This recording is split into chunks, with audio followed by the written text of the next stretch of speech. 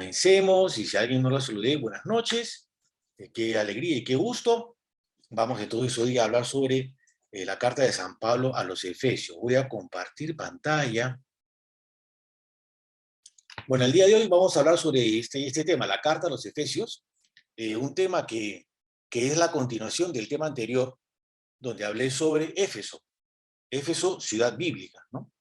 Y he querido justamente coger esta fuente directa del propio San Pablo para hablar del Éfeso de ese tiempo, de lo que pudo haber estado pasando mientras San Pablo estuvo ahí, o en ese contexto histórico de evangelización. Y, y me parece muy interesante complementar un poco la parte histórica, geográfica de Éfeso, qué se vivió, por qué es una ciudad bíblica, por qué ha tenido una importancia, por qué es un referente.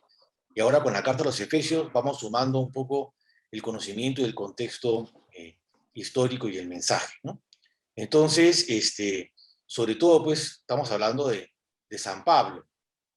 Y de San Pablo, de toda la Biblia, todo el Nuevo Testamento, además de Jesús, y es la siguiente personalidad de la que nosotros podemos tener mucha información. Ni siquiera de San Pedro tenemos tanta información como la que tenemos de San Pablo.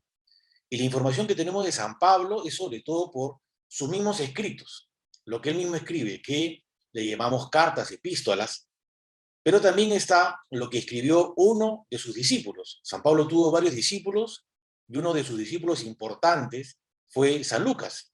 San Lucas, quien además de escribir el Evangelio según San Lucas, también escribe los Hechos de los Apóstoles.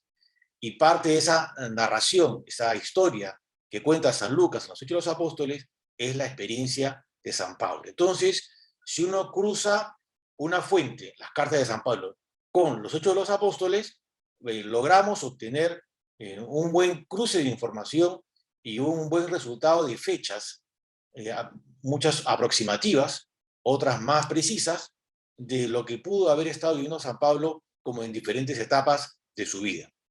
Entonces, vamos a mirar este mapa que nos sitúa un poco en ese San Pablo de este lado del mundo, ¿no? En ese recuadro, dice año 10, es el año en que se calcula que nació San Pablo. Y nació, donde sale esa flecha, en Tarso de Cilicia, un territorio que hoy es territorio turco. Entonces, del año 10 pasamos al año 36. Fíjense, recuerdo el año 36 y esa flecha apunta a la ciudad de Damasco. Y camino a Damasco es donde sucede lo que San Lucas relata y que San Pablo también cuenta su propio testimonio de una manera no tan descriptiva como lo hace San Lucas.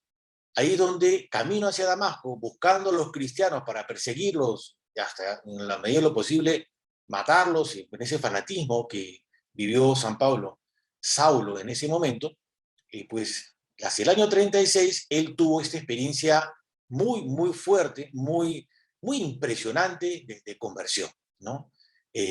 Lo que narra es que Jesús se le apareció. Jesús se le apareció, primero en una forma de luz brillante, con una voz que le entró hasta el alma, ¿no? Y esa experiencia tan fuerte lo llevó primero a tener un primer contacto a ciegas, se quedó ciego, ¿verdad? Según lo que leemos en la Escritura, tuvo un primer contacto con la comunidad cristiana y, y de ahí se calcula, se estudia de que San Pablo se fue a lo que está hacia abajo, entre el año 36 y 39, estuvo como 3 años en alguna parte de Arabia. Y ahí, digamos, un poco por esa cantidad de tiempo, podemos entender que San Pablo tuvo una experiencia de conversión, de reflexión, de replantear muchas cosas, de entender, digamos, esta aparición de Jesús, ¿no? Cómo habrá sido de fuerte y cómo habrá sido de convincente para que después, a partir del año 39, en ese recuadro que dice 39, que señala la flecha señala la ciudad de Antioquía, ya para ese momento San Pablo arranca esa fase de evangelizador incansable.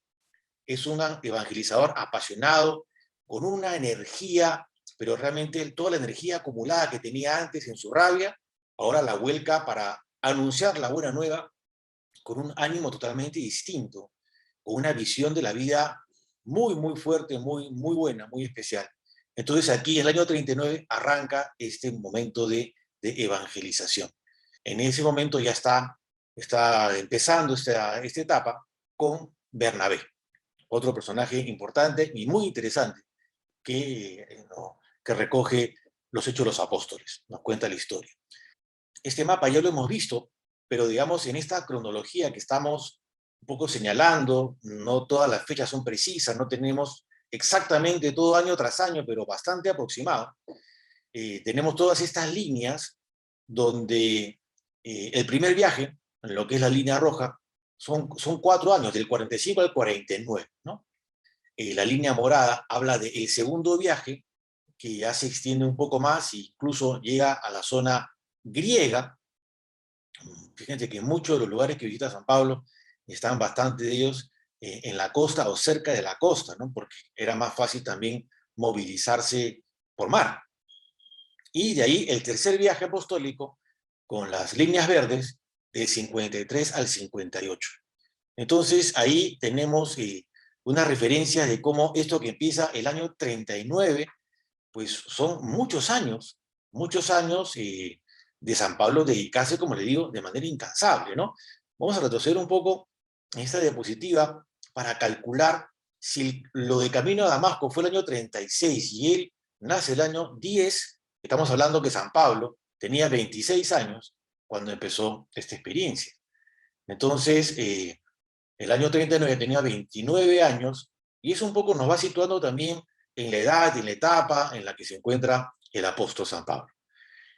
Seguimos acá y el cuarto viaje ya no es un viaje propiamente apostólico, sino que es un viaje como forzado porque ha tenido una dificultad, ha tenido un conflicto, una discusión, lo iban a enjuiciar de manera en que iba a salir perdiendo definitivamente, pero él apela al César y bueno, fue toda una complicación porque fíjense que él, primero estando en Jerusalén, apela al César, lo toman prisionero mientras se resuelve su caso, ¿no? Es lo que hoy llamamos prisión preventiva, ¿no? Y lo llevan, ahí ven ustedes, aquí en Cesarea, se queda 2 años, y después es donde ya comienza en barco, comienza a avanzar rumbo a lo que al final termina siendo Roma. Y es en Roma donde también se queda 2 años. Estamos hablando del 61 al 63, que se queda también en cárcel domiciliaria, y es desde Roma donde escribe la carta a los Efesios. Junto con la carta a los Efesios, la carta a los Colosenses y también la carta a Filemón. Por lo menos esas 3 cartas podemos decir que la escribió en Roma. Aquí abajo en el recuadro tiene la foto de la iglesia de San Pablo la Reola, donde la tradición dice, enseña, que ahí fue donde San Pablo se hospedó cuando estuvo en Roma. Entonces, esto como un repaso también y con una mirada rápida de los años de San Pablo, de lo que ha ido recorriendo como apóstol, y este fragmento de la carta a los Efesios, pues nos habla de esa etapa de estar prisionero. Y como ya ha pasado un buen tiempo, ya San Pablo ha vivido como bastantes experiencias de evangelización y ahora está prisionero y ahora como hay una situación como un poco desconcertante, no era fácil estar, por más que sea cárcel domiciliaria, no era fácil pues estar prisionero. Pues él, entre las cosas que ya en esta etapa de su vida va introduciendo en su predicación, es la reflexión sobre el final de la vida, ¿no? Aunque todavía estamos hablando que estuvo preso en Roma del 6-1 al 6-3, pero él muere en el 69 más o menos, ¿no? Todavía le van a quedar unos años más. Pero aquí el contexto, la coyuntura, ya lo va llevando a pensar, a meditar en torno a lo que significa la muerte, ¿no? A lo que significa el final de la vida. En el capítulo 2 de la carta a los Efesios escribe estas palabras: pero Dios, rico en misericordia, por el grande amor con que nos amó, estando muertos a causa de nuestros delitos, nos vivificó juntamente con Cristo. por gracia habéis sido salvados, y con él nos resucitó y nos hizo sentar en los cielos en Cristo Jesús. Nos resucitó, ya está hablando como en pasado, ¿no? Ya San Pablo está mirando de que su vida presente ya tiene un triunfo que ya se ha dado, ¿no? En el pasado. Entonces, aquí en esta otra diapositiva, seguimos un poco ubicándonos. Aquí en este mapa he resaltado las comunidades cristianas a las que San Pablo se dedicó en sus cartas, ¿no? No son las únicas comunidades en las que San Pablo creó grupos de cristianos, ¿no? Recordemos un poco lo que decía la vez pasada. En una ciudad pueden haber habido 1, 2, 3, 4, 10 grupos de cristianos distintos, o tal vez más, y cada vez que San Pablo creaba una comunidad de cristianos, escogía una persona, la preparaba, la formaba, y la ponía a la cabeza de la comunidad, y a esa persona la llamaba presbítero. Entonces, aquí se creaban comunidades cristianas, y aquí comenzaban a existir presbíteros. Podemos entender que San Pablo, como un apóstol de Cristo, y comenzaba a consagrar a otras personas que iban haciendo a la tarea de ser los nuevos apóstoles. Entonces, aquí podemos notar ciudades que he subrayado, aquí la carta a los Corintios, ¿no? Aquí a los tesalonicenses, aquí arriba a los filipenses, ¿no? Esto es en la zona griega, la carta a los Efesios, que estamos ahorita introduciendo lo que significó esa carta, la carta a los colosenses, que aquí ya voy diciendo que Colosas no fue una ciudad que San Pablo evangelizó directamente. Y es interesante, porque él, mientras que creaba comunidades, ponía a alguien a la cabeza, también esas cabezas iban a su vez creando otras comunidades. O sea, esto se multiplicó de una manera impresionante, que a veces no alcanzamos como a calcular, a dimensionar, pero en toda esta región ya hubo, desde la época de San Pablo, muchas comunidades cristianas que fueron creciendo, otras también fueron decayendo, en fin. Por ejemplo, acá la Galacia, que es la carta a los Gálatas, Galacia es el nombre como de una zona grande, ¿no? Entonces, cuando se dice la carta a los Gálatas, se está hablando de un territorio. Entonces, ahí había una buena cantidad de comunidades también, se puede calcular eso, ¿no? Se puede suponer eso. Entonces, aquí había muchas comunidades cristianas, muchos presbíteros, que también poco a poco de ahí fueron saliendo los nuevos santos, los nuevos obispos, los nuevos representantes de la iglesia. Y entonces todo esto era más que desde el escritorio, desde la oficina, desde la sede, esto era caminando, esto era estando con la gente, involucrándose, metiéndose, dándole cara a todo, a lo bueno, a lo malo, a lo extremadamente difícil, a las tristezas, compartir las alegrías, unas experiencias que hacían de la vida supremamente cargada de todos los sentimientos, por decirlo de esa manera, de todas las experiencias posibles, ¿no? Entonces, este mapa nos ayuda como a visualizar qué vivió San Pablo y de ahí también un poco proyectar qué vivió San Juan, que San Juan, aunque tenía una personalidad distinta, pues San Juan al final también hizo lo mismo, también fue apóstol, también le dio cara a las situaciones que en ese momento se presentaban como un desafío. De las enseñanzas de San Pablo, de lo que él escribe, no solamente en la carta de los Efesios, sino también en otras cartas, lo que él expresa mucho fue que vivió una experiencia espiritual muy, muy fuerte. Así como ese camino a Damasco tuvo una experiencia de encuentro con Dios que le cambió la vida, o sea, cambiar a un tipo tan radical, tan fanático, cambiarle el enfoque, cambiarle la vida, eso tiene que haber sido como una experiencia tan o más fuerte que su propio fanatismo, que sus propias fuerzas. Lo que vivió San Pablo con Jesús fue muy grande y no todo se limitó a una experiencia de Damasco o de camino a Damasco, sino que él en sus cartas se puede percibir, se puede recoger en diferentes citas bíblicas que él tuvo una experiencia continua de revelación, que Jesucristo le revelaba, le inspiraba, le decía el mensaje, un mensaje profundo que él lo fue como puliendo y predicando y diciendo cada vez más, y con mucha vehemencia, ¿no? Como era su personalidad. La vehemencia nunca se le quitó, ¿no? La moderó, la dulcificó también. Así como a veces en sus cartas se ve unos reclamos muy duros, también en sus cartas se ve una emotividad y una sensibilidad y un amor, una ternura, que también es interesante, ¿no? Todo se mezclaba en el corazón de Pablo como experiencias especiales. Entonces, importantísimo esto de que Jesucristo le reveló varias cosas, varios mensajes, porque en sus textos, una de las palabras que más aparecen es la palabra misterio. Hablar de esto, hablar de un misterio que nos trasciende, que nos supera, hablarlo en términos humanos, expresarlo en palabras, verbalmente, en textos, es un desafío. Y San Pablo, pues ahí en el Nuevo Testamento nos muestra definitivamente una nueva etapa.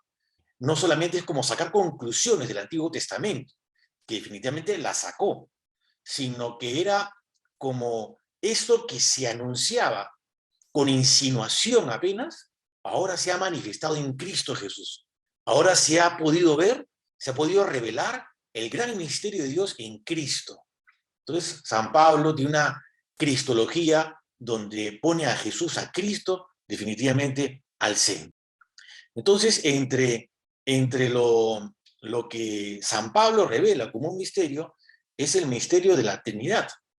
Y es interesante cómo tanto San Pablo como San Juan, como uno lee el Evangelio según San Juan, es impresionante cómo todo gira en torno a una idea clara de la Trinidad.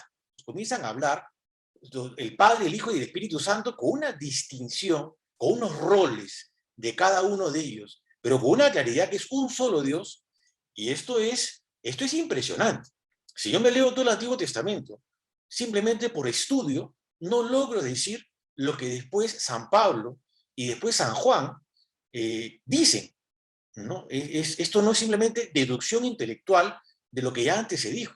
Esto es una verdadera novedad y en ese sentido una verdadera revelación. Y es interesantísimo. Por lo menos a mí me parece impresionante y muy alentador ver esta manifestación de Dios donde desde Cristo de verdad hay una novedad cualitativamente superior a lo que ya antes se había mencionado, Dios nos había compartido, ¿no? Realmente, como dice San Pablo, llegada la plenitud de los tiempos, ¿no? Llegó el tiempo, llegó la plenitud del tiempo en la que se da a conocer la revelación en Cristo Jesús. Les hablaba de los Hechos de los Apóstoles, el texto de San Lucas.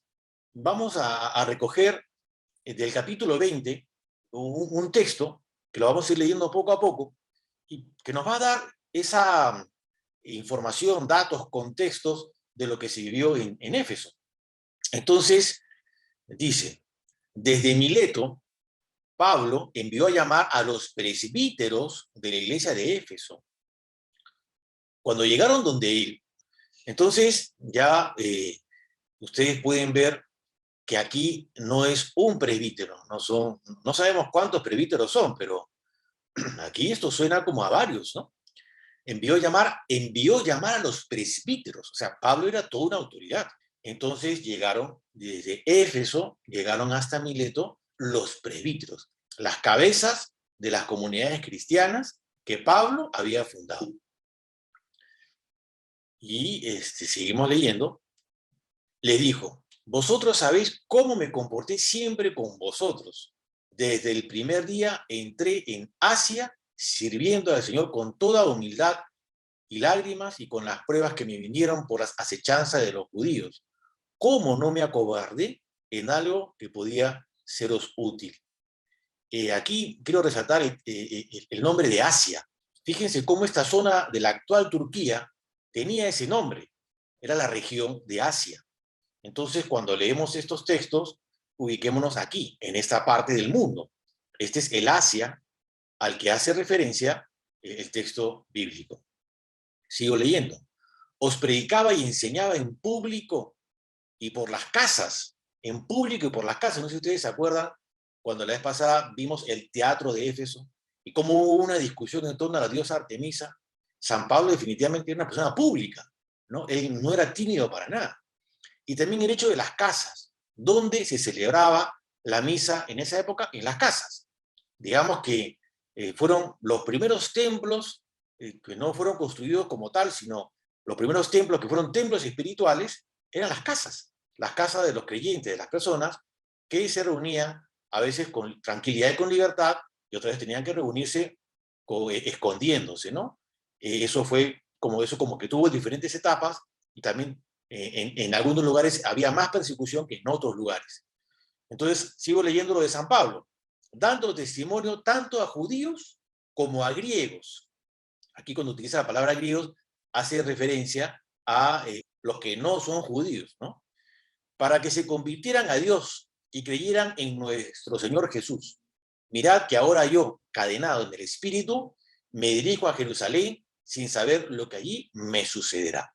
Bueno, ese encadenado en el Espíritu no está diciendo de que está prisionero en ese momento, pero sí se siente como impulsado a predicar, y un poco una de las frases que en la charla anterior les compartí era que San Pablo decía, ¿no?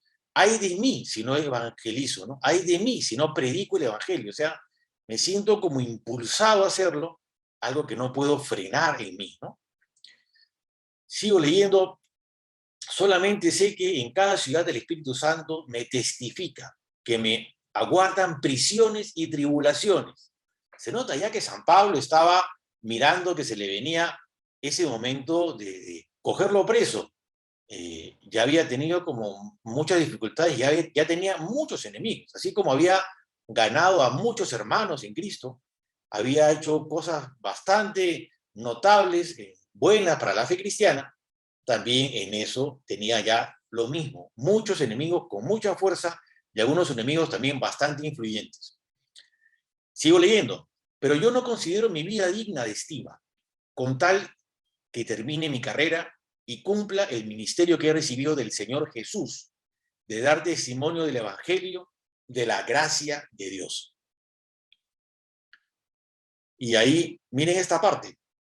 Tened cuidado de vosotros y de toda la grey. Ahí dice a los presbíteros que cuiden a lo que el lenguaje del buen pastor es, cuiden a sus ovejas, ¿no? Ustedes son pastores de estas ovejas que Dios les ha confiado. Y ahí dice, en medio de la cual os ha puesto el Espíritu Santo como vigilantes para pastorear la iglesia de Dios. San Pablo posesiona a estos presbíteros con estas palabras, ¿no? Ustedes tienen que estar vigilantes, cuidadosos, ser buenos pastores, cuiden mucho a sus comunidades y la fe que hay en estas comunidades. Entonces, que él, Dios, el Espíritu Santo, se adquirió con la sangre de su propio Hijo. Yo sé que después de mi partida se introducirán entre vosotros dos lobos crueles que no perdonarán al rebaño. Entonces no había solamente una acechanza contra Pablo, sino también ya contra las comunidades que Pablo había fundado. Se veía este nuevo grupo religioso, estos que ahora eran llamados cristianos, se habían vuelto complicados en diferentes sentidos, ¿no? No se les veía bien, no lo veían bien los judíos y no lo veían bien otras personas que iban teniendo además una fe politeísta, y aquí se predicaba la fe en un solo Dios. Entonces, bueno, tensiones toda la vida de la era cristiana siempre ha habido tensiones de diferentes tipos, ¿no? Entonces sigue diciendo, y también que de entre vosotros mismos se levantarán hombres que hablarán cosas perversas para arrastrar a los discípulos detrás de sí. Ya San Pablo aquí está visualizando, está viendo qué frágil es lo que él ha creado en las comunidades cristianas, qué frágil es la fe en Cristo. Todo esto es muy frágil.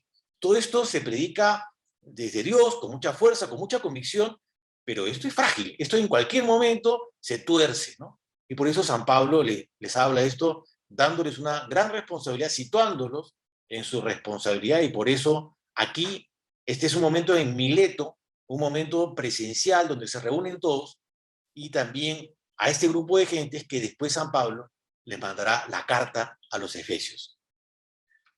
Sigo leyendo. Por tanto, vigilad y acordaos que durante 3 años no he cesado de amonestaros día y noche con lágrimas a cada uno de vosotros.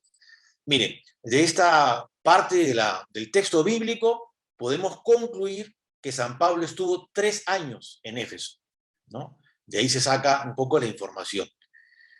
Yo de nadie codicié plata, oro o vestidos. Vosotros sabéis que estas manos proveyeron a mis necesidades y a las de mis compañeros. En todo os he enseñado que es así, trabajando, como se debe socorrer a los débiles, y que hay que tener presente las palabras del Señor Jesús, que dijo, mayor felicidad hay en dar que en recibir. Miren, acá también qué interesante cómo San Pablo cita a Jesús una frase que no está en el Evangelio. Uno busca en el Evangelio esta frase y no está. Entonces, ahí podemos ver cómo lo que dice San Juan al final del Evangelio, cuando dice, muchas cosas más se pueden escribir, pero no todas se pueden poner por escrito. Muchas cosas más sucedieron, muchas cosas más se enseñaron, pero no todo se va a poner por escrito.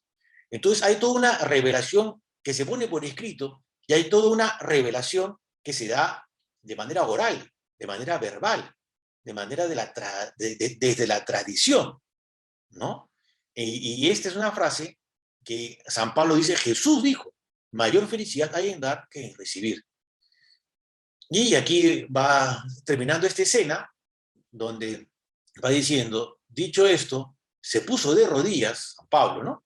Y oró con todos ellos.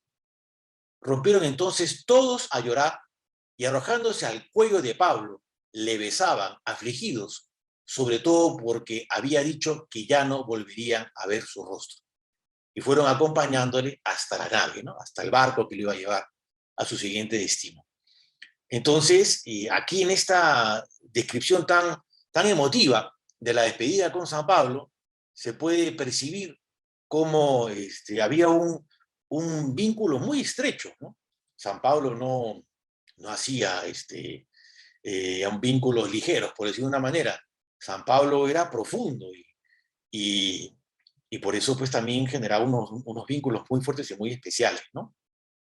San Pablo tiene una capacidad de hablar y de dar su mensaje, no solamente por una cuestión de talento discursivo, sino también por una experiencia personal. Lo que él dice, verdaderamente lo siente, lo entiende, lo comprende, ¿no? Por eso muchas veces a San Pablo se le representa con la espada, ¿no? Y esa espada, cuando ustedes vean una pintura, cuando ustedes vean una escultura y ven a San Pablo con la espada, esa espada tiene 2 significados. Uno, que le cortaron la cabeza. Entonces es la espada como el instrumento del martirio, hace referencia a eso. Pero otra interpretación en paralelo y junto a eso es lo que él mismo dice, que la palabra de Dios es como una espada de doble filo que penetra hasta las profundidades del alma, ¿no? Entonces él mismo ha sido como penetrado en lo profundo por esta palabra de Dios, como una espada de doble filo que le ha llegado hasta el fondo de su ser, y desde esa palabra que lo ha interpelado y lo ha hecho un hombre nuevo, pues esa palabra es la que también él intenta que llegue a todos sus oyentes. Muy bien, entonces vamos llegando ya aquí ahora a hablar más directamente sobre la carta a los Efesios. Y repito, esta carta fue escrita entre el año 61 y 63 desde su cautividad en Roma. Y la centralidad de la carta, podríamos decir, es Cristo resucitado. Así como escribió la carta a los Efesios en esa cautividad, en esa prisión domiciliaria en Roma, también se dice que escribió ahí también la carta a los Colosenses. ¿Por qué? Porque cuando se comparan los dos textos, tienen muchísimas similitudes, de ánimos, de palabras, de temas. Es como que quisiera decir lo mismo a los de Éfeso y a los de Colosas. Y también está la carta a Filemón, que ahí también se recoge una alusión a la cautividad, ¿no? Entonces ahí se mencionan temas que entre los 3 textos, los 3 escritos, coinciden, ¿no? Parte un poco de la pregunta, y esto puede ser curioso decirlo en este tema, es que si es que realmente la carta a los Efesios fue escrita para los cristianos de Éfeso. ¿Y por qué la duda? Porque en los textos más antiguos que se han encontrado, digámoslo así, los más originales, de una manera, son textos que no se mencionaban los destinatarios, cosa que San Pablo solía hacer. Por eso, aquí en este recuadro en rojo, está entre corchetes la palabra en Éfeso, ¿no? Los santos que están en Éfeso. Pero resulta que las copias que se fueron haciendo de la carta a los Efesios, no mucho tiempo después, hay unos textos también antiquísimos donde ya aparece la carta a o sea, que los destinatarios son los de Éfeso. Entonces, ¿lo quiso escribir para los de Éfeso? ¿No lo quiso escribir para los de Éfeso? En todo caso, San Pablo se puede interpretar por el estudio que quiso dirigirlo a los cristianos de la región. Como les decía, la carta a los Colosenses es una carta emparentada con la carta a los Efesios. Entonces, veamos lo que dice en el capítulo 4, la carta a los Colosenses. Dice, una vez que hayáis leído esta carta entre vosotros, procurad que sea también leída en la iglesia de Laodicea. Laodicea se encuentra acá. Aquí lo estoy señalando.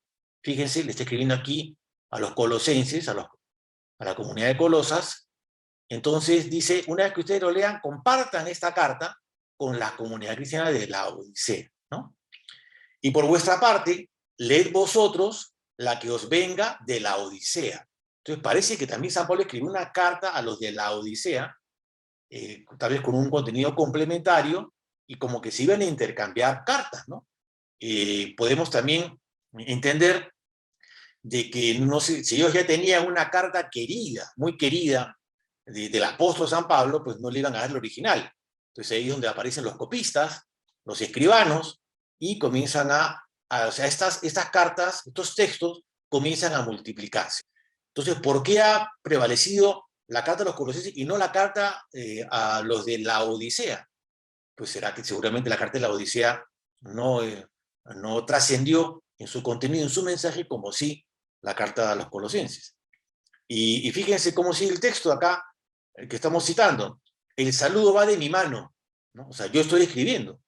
Pablo, acordado de mis cadenas, está en Roma, encadenado, encarcelado, en cárcel domiciliaria, la gracia sea con vosotros, ¿no? Esa es una de las frases típicas de San Pablo que se incorporan a la misa, ¿no? Cuando se saluda, la gracia sea con todos ustedes. Muy bien, entonces aquí seguimos ahora. Vamos un poco, hagámoslo un poquito rápido. Hay mucho detalle. Voy a tratar de hacerlo lo más rápido posible. Estamos hablando de la carta a los Efesios, estamos hablando de 6 capítulos. Los 3 primeros capítulos son más como espirituales, doctrinales, y los otros siguientes 3 capítulos, del cuarto al sexto, son más prácticos, son más morales, son más disposiciones, normas o actitudes que hay que asumir en alguna u otra situación. Entonces, San Pablo saluda en los 2 primeros versículos del capítulo 1, y después dice, bendito sea el Dios Padre de nuestro Señor Jesucristo, que nos ha bendecido con toda clase de bendiciones espirituales en los cielos en Cristo. Este versículo ya nos sitúa en esa mirada trascendental, en esa mirada espiritual fuerte, alta, exigente, que San Pablo nos presenta. Pues han pasado ya varios años de evangelización, han habido muchas cosas exigentes, y San Pablo un poco al final lo que dice es, miremos a Dios, miremos a Cristo, confiemos en Dios. Es lo que San Juan también hace mucho desde sus textos y especialmente desde el Apocalipsis, ¿no? Por más que todo sea demasiado difícil y exigente, miremos a Dios, que es más fuerte que todo y es el Señor de todo. Entonces, ahí se ve cómo San Pablo quiere reforzar, quiere fortalecer muchísimo la fe y la confianza en Cristo. Y ahí dice en el versículo 4, ¿no? Por cuanto nos ha elegido en Él antes de la fundación del mundo. Parte de lo que San Pablo busca resolver o hacer vivir a los cristianos era la identidad. ¿Tú quién eres? tú eres un cristiano. ¿Y qué significa ser cristiano? ¿No? Entiéndete, no solamente en una cuestión histórica, geográfica, cultural, entiéndete espiritualmente. Tú eres un hijo de Dios, tú eres un santo, tú eres un elegido, tú eres un llamado a ser inmaculado. Entonces, aquí hay un tema de identidad que no basta simplemente con haber sido bautizado, sino se necesita ser consciente de quién soy. Seguimos un poco más, y aquí San Pablo en el versículo 21 habla de todo principado, potestad, virtud, dominación y todo cuanto tiene un nombre, no solo en este mundo, sino también en el venidero. Aquí hay una cuestión de la enseñanza sobre el tema de los ángeles, sobre estas seres espirituales que ya existía y existe en la literatura judía, y que también en un momento, así como tiene un valor y un aporte, también se vuelve una complicación. Así como para ponerlos en términos nuestros, imaginémonos un poco el tema de la nueva era, que aunque nosotros los cristianos creemos en los ángeles, la nueva era coge ese tema y lo lleva a unas dimensiones y a unas expresiones que ya caen en un descuadre, en un desfase de nuestra fe cristiana. Entonces, estas cosas iban llegando a las comunidades cristianas. Sigamos leyendo. Aquí habla de la circuncisión. Entonces son términos, ustedes saben que la circuncisión es el rito de iniciación de una comunidad judía patriarcal, ¿no? O sea, el hombre es el cabeza de familia, y en esos cánones patriarcales, no lo digo en sentido despectivo, sino en sentido religioso, pues se habla de los judíos como los circuncisos, y como los no judíos, los incircuncisos. Dice en el versículo 13, mas ahora en Cristo Jesús, vosotros, los que en otro tiempo estabais lejos, habéis llegado a estar cerca por la sangre de Cristo. El que de los dos pueblos hizo uno, derribando el muro que los separaba, la enemistad. El muro que los separaba ha sido una alusión aquí metafórica a San Pablo del templo de Jerusalén, que tenía un muro donde estaba el patio de los gentiles y el otro era ya el patio de los judíos. Entonces los gentiles llegaban hasta un solo punto en su cercanía con el Arca de la Alianza. Había una división, había un privilegio enorme frente a los judíos con respecto a los gentiles. Aquí se cae el muro, quiere decir que aquí ya no hay judíos y gentiles. Aquí no hay esta distinción, sino que ahora ya somos todos hermanados. Y claro, Pablo está como judío, le habla a los judíos, pero también le habla a los no judíos. Ahora lo importante es unirnos en Cristo, todos en una nueva comunidad. Y otro tema importante de Pablo es lo que sale ahí, el hombre nuevo. Es uno de los temas paulinos por excelencia. Vamos al capítulo 3. Aquí San Pablo pues hace alusión a que está prisionero, ¿no? Por lo cual os ruego, no os desaniméis a causa de las tribulaciones que por vosotros padezco, pues ellas son vuestra gloria.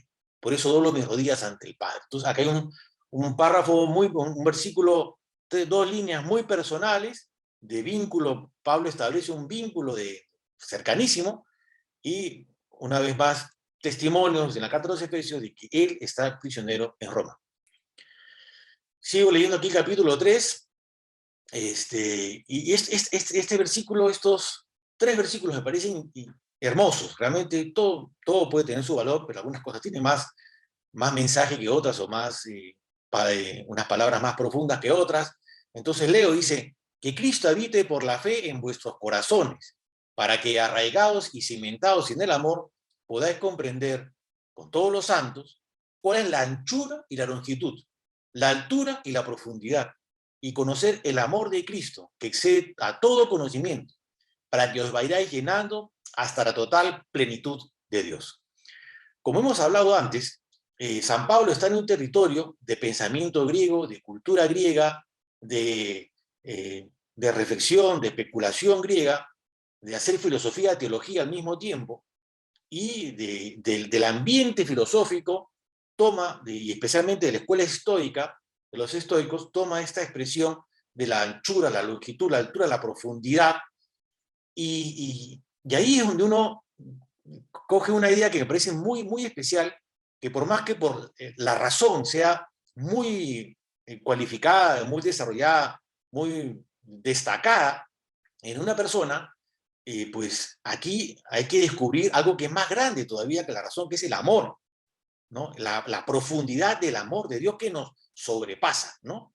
Entonces, acá hay unos elementos que yo un poco los invito a que repasen, como para entrar a reflexionar estas conexiones entre filosofía, teología, cómo el amor es más grande que la razón, pero la razón tampoco no hay por qué desmerecerla, ¿no? Hay que saber armonizar cada cosa. A veces nosotros oponemos, ¿no?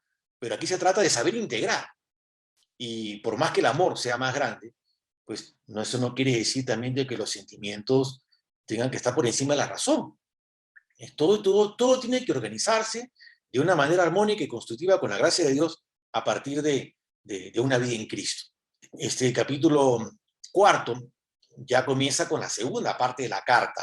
Les había dicho que la primera parte habla mucho sobre el tema espiritual, un discurso muy trascendente, un discurso muy cristológico. Ahora ya va como aterrizando temas muy prácticos, muy concretos. Y aquí, a partir de este capítulo, se va viendo cuáles eran los problemas que estaban viviendo, que estaban pasando los cristianos en ese momento. Entonces, hubo un problema típico de 2000 años de cristianismo, la pelea entre los hermanos. Hay una pelea, hay una discusión por una cosa, por otra cosa, pues no se ponen de acuerdo, porque todas las cosas que uno hoy puede también vivir exactamente de una manera igual o muy parecida o sentir la fragilidad, por lo menos, de que eso puede pasar. El otro elemento también de problema, la diversidad de los ministerios. La iglesia rápidamente se tuvo que organizar porque esto creció demasiado.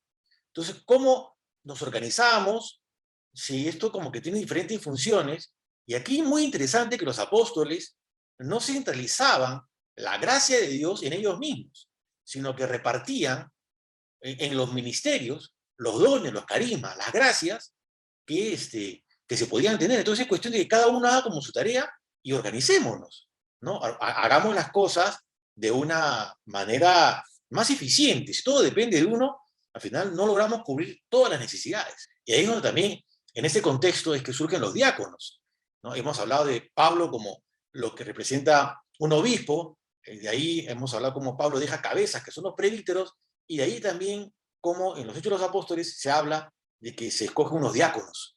Entonces comienza esta jerarquía, esta decisión, como le decía, como una cuestión organizativa. Y otro elemento que era típico de conflictos, de problemas, eran las herejías. O sea, las herejías en el sentido de que San Pablo enseñaba a Jesucristo, San Pablo enseñaba la Trinidad, San Pablo enseñaba la fe de una manera como una revelación, como algo que conservar de una manera, y eso era facilito de que venga una desviación, un acento en algo de manera exagerada, que al final distorsiona todo. Sigamos.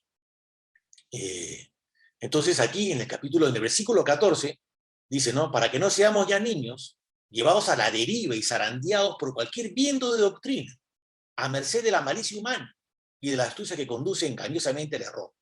Entonces, hemos hablado hace un momento sobre la importancia del amor, ¿no? Pero también San Pablo, así como pone el amor en unas dimensiones muy superiores y muy sagradas y muy como una fuerza para ir adelante, también San Pablo no disminuye para nada el tema doctrinal. O sea, si queremos ser cristianos en lo que Cristo ha revelado, vayamos por este camino y no nos dejemos desviar en estas otras expresiones. Bueno, desde esa época ya también, 2000 años en búsqueda de defender la verdad. Y claro, en eso también la gran pregunta de Pilato, ¿no? ¿Y qué es la verdad? ¿No? Pero más allá de una cuestión de textos, todo va hacia la persona de Jesús, desde Cristo, encontrar, buscar, entender una verdad. También se van descubriendo, se va manifestando la situación de problemas morales, además de problemas doctrinales. Entonces, dentro de eso, aquí simplemente lo leo rápido, problemas verdad versus mentira, problemas de peleas, problemas de ladrones o de gente deshonesta frente a gente honesta, problemas de los chismes versus palabras constructivas, en fin, así peleas. Entonces, esto va dibujando esa situación de la comunidad.